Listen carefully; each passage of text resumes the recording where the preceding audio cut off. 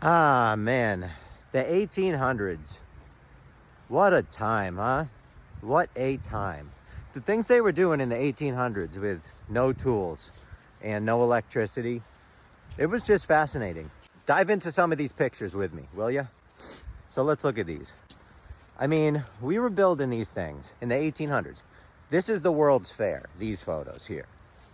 So we had World's Fairs too, you know. People just like to talk about the Chicago World's Fair, but we had World's Fairs in over 20 places. International fairs, World's Fairs, international shows, you know, they all were under different names, but essentially they were World Fairs. And we had them over 20 places, all over the place in the 1800s and early 1900s. They constructed these unbelievable places. Amazing. I mean, look at these photos.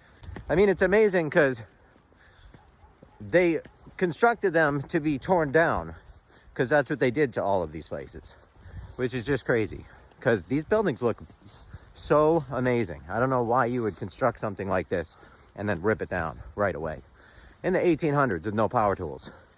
It's crazy. Why would you do that? Like, they must have really had it good in the 1800s to be building these things and then just tearing them down, you know? And then, like, they were just putting up cathedrals, so many of them, thousands of them, all over the place in the 1800s. Like, thousands of cathedrals, thousands of giant buildings. I don't get it. It's crazy how they did it with no tools, and then why they knocked them all down is just beyond me. But I don't know. Maybe they just had it so good in the 1800s, you know, before the Civil War, or Lola, relax, after the Civil War, you know, I don't know. I mean, I've always been taught that history was really, it was hard for them in those times. You know, they had it rough. America didn't really have a lot of money. They were struggling, honestly. So for them to be building these crazy palaces and knocking down, it's just blows my mind anyway. But another interesting thing, come on though, is that they were also building these, putting in these, which are known as the serpent mounds in Ohio. And the interesting thing about these is that, like the pyramids of Giza, if you know a lot about the pyramids of Giza, they are perfectly in line with stars in Orion's belt. And they have been for the at least 4,000 years since, you know, mainstream science says that they've been there. It's just interesting that all those years, those stars have never moved. They've always stayed the same. With the Earth spinning and cycling through space like crazy, millions of miles a year, you'd think that one of those stars would be out of line, you know? It's just weird. But anyway, Serpent Mounds is in Ohio, and this is amazing because they credit someone in the 1800s. Again, 1800s gets a lot of credit for doing some crazy things, some really, really crazy things.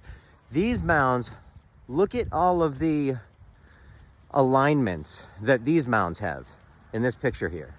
Look at the alignments. It's quite fascinating.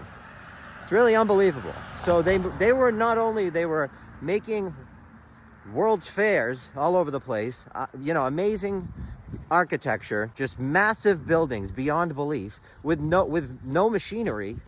I don't even know how they did it. It's unbelievable. Just, I guess men back then were better, I guess, harder workers or something, because I can't imagine it today.